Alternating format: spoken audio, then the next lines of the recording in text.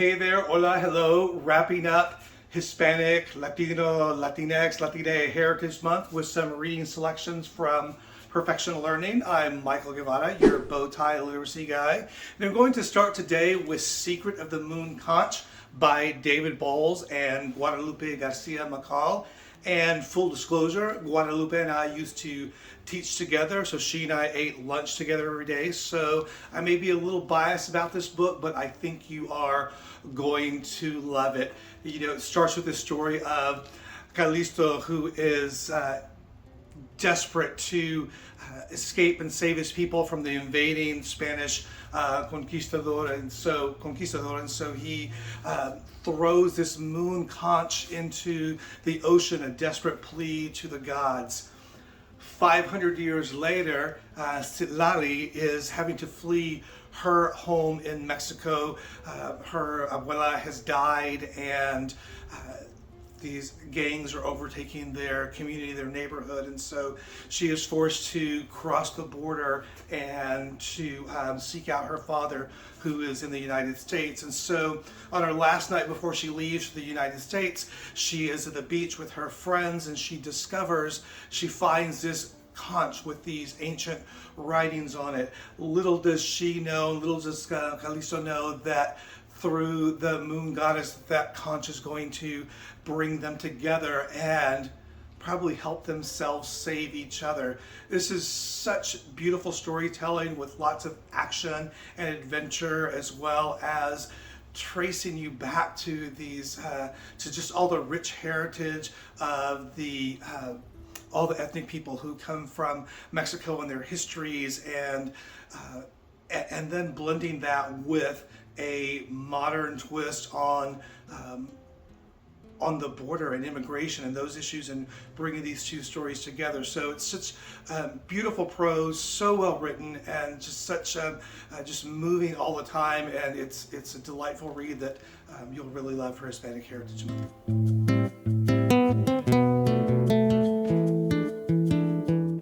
So back in college, this older Latino gentleman asked me one day, he said, "Hey, when you grow up and have kids, are you going to raise your kids as Latino or white?" And I thought it was such an odd question, and I looked at him and I said, "I'll probably raise my kids the way I was raised." And he looked back at me and said, "Oh, so white." Julissa Arce had a similar experience in You Sound Like a White Girl, where a boy that she had a crush on said to her, "You sound like a white girl." Initially, she took that as a compliment, but then later came to realize that it was meant to make her small, to make her other. So in her book, You Sound Like a White Girl, The Case for Rejecting Assimilation, Arce argues against assimilating, against trying to blend in and to change who you are in your heritage and your culture to fit someone else's narrative. This is an unapologetically direct piece of nonfiction where she argues against that notion of the standard practice that immigrants and brown-skinned people from all over the world have consistently held on to blend into white culture, to be a part of that narrative, to ignore historical reflection, and to downplay who you are. So she wants to challenge that status quo, and that's what she does in that. She wants America to revise its fully shared history to include all of us, so that we can create this true democracy by being who we are. So again, really direct, part narrative, so much informative through different laws and traditions and the way the country has come down. So it's hard to not come away from this book learning something new and to challenge some of the ideas that we have always held.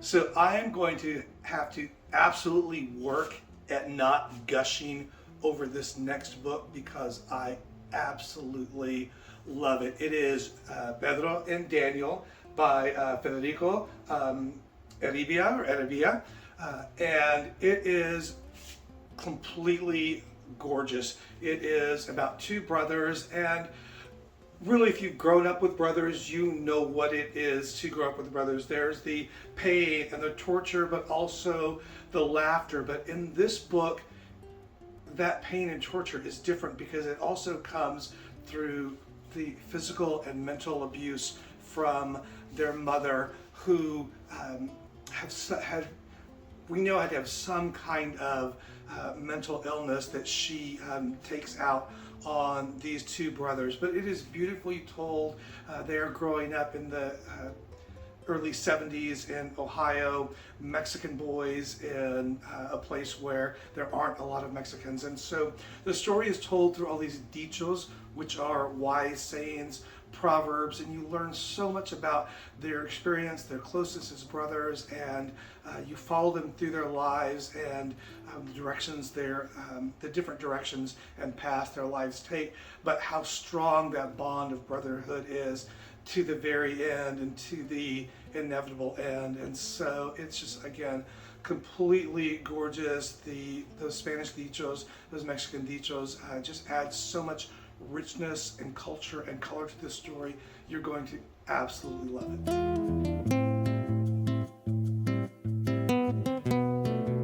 So Pedro and Daniel is a book about brothers. How Moon Fuentes Fell in Love with the Universe by Raquel Vasquez Gilliland is a story about sisters.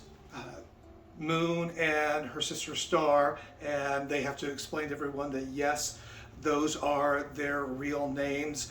They were supposed to be named Luna and Estrella, but there was a little kind of racism that went on in the delivery room, and her mother, embarrassed by that, opted to name them Moon and Star and to forego the Spanish translation of those. But this is a story about image and about social media and influencers, because Star is beautiful and thin.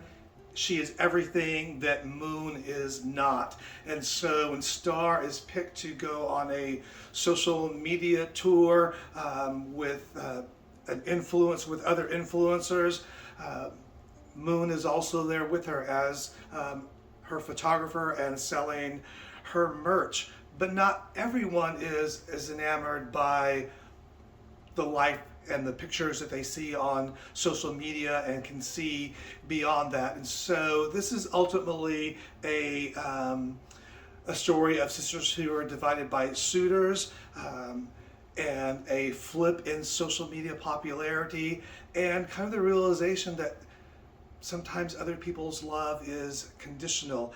And so their bond as sisters eventually grows when they realize some of those things, and Moon Fuentes learns to fall in love with the universe, which means in turn falling in love with herself and seeing the beauty that has always existed within her. And that so ultimately it's a story about kind of enemies to lovers and sisters who are sisters by birth, but then ultimately sisters by choice and the decisions that they make. So that's how Moon Fuentes fell in love with the universe.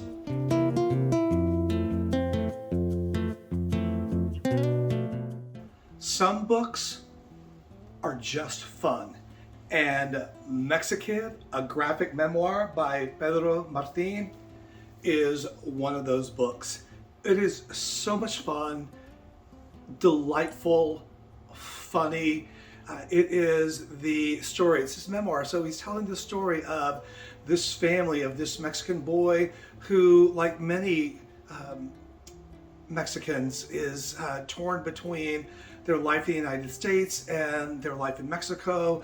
They are in California, and there are 11 of them living in a house that was built for 5, and they are going on a 2,000-mile excursion from California to Jalisco, Mexico, where they are going to pick up their abuelo, who is widowed and on his own, and bring him back to live with them. And so it is just those events, incidents, things that happen along the way, those funny moments, those anybody who's gone on any kind of family excursion trip will relate to. But when you do it with 11 people across thousands and thousands of miles.